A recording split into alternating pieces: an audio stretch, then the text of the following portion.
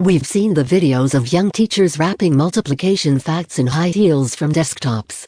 We all know about Ron Clark Academy and being slide certified. There are many ingenious schools and teachers and methods that get tremendous results. How do we take the things we see working in those places and situations and use them as inspiration to create our own unique versions in our everyday classrooms? Seeing inspirational and inspiring schools and educators can sometimes be awe-inspiring, overwhelming, and frustrating because replicating that success just isn't always practical or transferable. Here are a few unique schools around the world and practical lessons we can learn from their successes and apply to our own situations, whether we're teaching in Florida, Texas, California, Utah, Puerto Rico, or Idaho. Fuji Yushin. You have probably seen this school on YouTube. It's a pre-K and kindergarten in Japan. The building is the thing most people are initially drawn to. Here's a video if you've never seen it before. Fuji is a Montessori school, and as such, many of the design elements and activities are student-led. The architecture is unique because it's nature, play, and child-centered. The teachers and other adults call it the garden because the center of everything is a big playground. Trees were incorporated in the construction of the building itself. Classrooms have skylights, which work both to infuse the indoor learning spaces with light and give students a sneak peek into what's happening all over the building. The roof is a running area for kids. As anyone who has ever worked with very small children knows, they love to run in circles. This rooftop play area gives them the opportunity to run in circles all day if they'd like. What's really different and unique, Japan is a very child-friendly culture. Very young children are safe enough to go to the grocery store alone, get on a public transportation bus and ride to school or to their friend's house, or go to piano lessons. This is largely because Japanese culture holds society responsible for all lives, especially the lives of its children. As a culture, they do not litter, they do not take things that don't belong to them, and everyone watches out for each other. If someone is hurt, other people will go far out of their way to be sure the injured person receives medical treatment. So it's not a society that is me-centered. It's very much a we kind of culture. This lends itself to much of the success of Fuji School. People take care of themselves so no one else has to. Children raised in this culture are happily independent.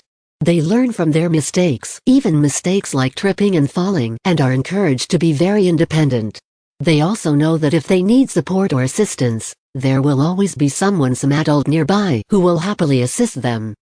Practical application of lessons we can learn, we can create and foster this type of independence in our classrooms and schools. Although, our results will be necessarily different because of our overall culture in the use children are capable of supportive independence, and they are likely more capable than many of us give them credit for.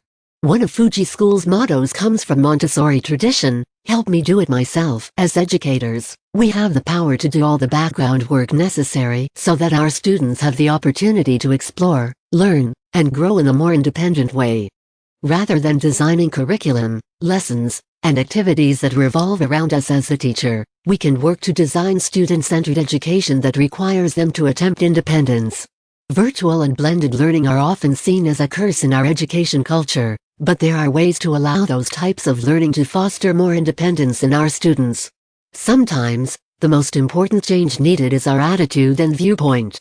Scandinavian and Nordic outdoor schools Norway, Sweden, Denmark, and Finland are primarily the countries that conduct outdoor schools. However, even Iceland and a few countries even farther north do so on occasion. When the world started going back to school this year after the first wave of the pandemic, Scandinavian countries already had this framework of preschools and kindergartens where children spent the majority of their time outside. Even very young toddlers nap outdoors. What's really different and unique, places in that part of the world, like Switzerland, are much more prone to incorporate the outdoors into their school schedules and lesson plans. PE classes go ice skating, play hockey, ski, and snowboard. So families and kids are used to being outdoors a lot. And they are able to dress for the weather. Because they are able to spend so much time outside, the outside has a lot of stuff already prepared to receive students. Although it's cold much of the time, the weather is fairly consistent and predictable. It's manageable.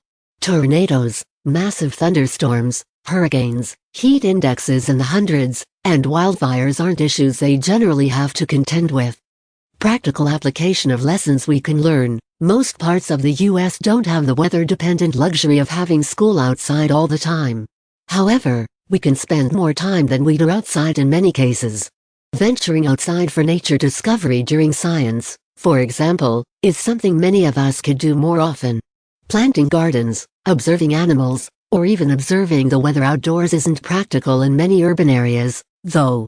In those cases, venturing to bring more of nature into the classroom is necessary. It takes more work, but giving students a connection to nature is absolutely vital, especially for those children who never get the opportunity to run around in the grass and plant things. Any time you can spend learning outside is valuable. In the fall and spring, when weather is usually the mildest, have class outside as often as possible. Encourage your school to create seating and shaded areas for outdoor learning opportunities. Even adding movement to lessons that are normally sit and get will improve their learning skills. And whenever possible, make field trips to green spaces a priority. City kids often go to museums, cultural exhibits, and libraries for field trips, but if there's a national forest nearby, it's possible that is something they've never seen. Take a trip into the wild so they can have the opportunity to expand their experiential base. Schools that float. There are 2 places in the world that have embraced the idea of floating schools: Bangladesh, where children attend boat schools, and Lagos, Nigeria, where there is a floating school in a place called Makoko. The Bangladesh boat schools are largely powered by solar panels and connected to the internet, although the internet is heavily controlled by the government. They are used mostly during monsoon season, when communities are cut off from the mainland, and children, especially girls, are unable to make their way through treacherous floodwaters to attend school. Makoko is a slum community built on stilts. Many of the children there were simply not able to attend school. The area is very poor, so resources to leave Makoko for education are very limited. This problem was solved by building a floating school. The bottom area of the school is just a community deck. The classrooms are located on the 2nd and 3rd floors of the floating school and can fit 100 students. Sadly, during a large rainstorm, the Makoko floating school collapsed. However, the local people were working to rebuild the school at last report. What's really different and unique, this is kind of obvious, but water and poverty. There aren't a lot of places where a literal boat or floating school would be necessary, although some places could use a floating school or 2. Practical application of lessons we can learn. Meet kids where they are literally and figuratively. When kids cannot physically come to school, it's the job of the community and the school to meet students where they are. Learning wise and figuratively speaking, we cannot expect children to jump up to our levels of expectation without any assistance. We have to meet them where they are and understand that not all children are able to operate at the level lawmakers and politicians call normal. They don't start with the same experiences or information, and they won't end at the same place by the end of the year. Also, despite the prevalence of poverty, and even perhaps because of it, sustainability and renewable resources are very important for floating schools.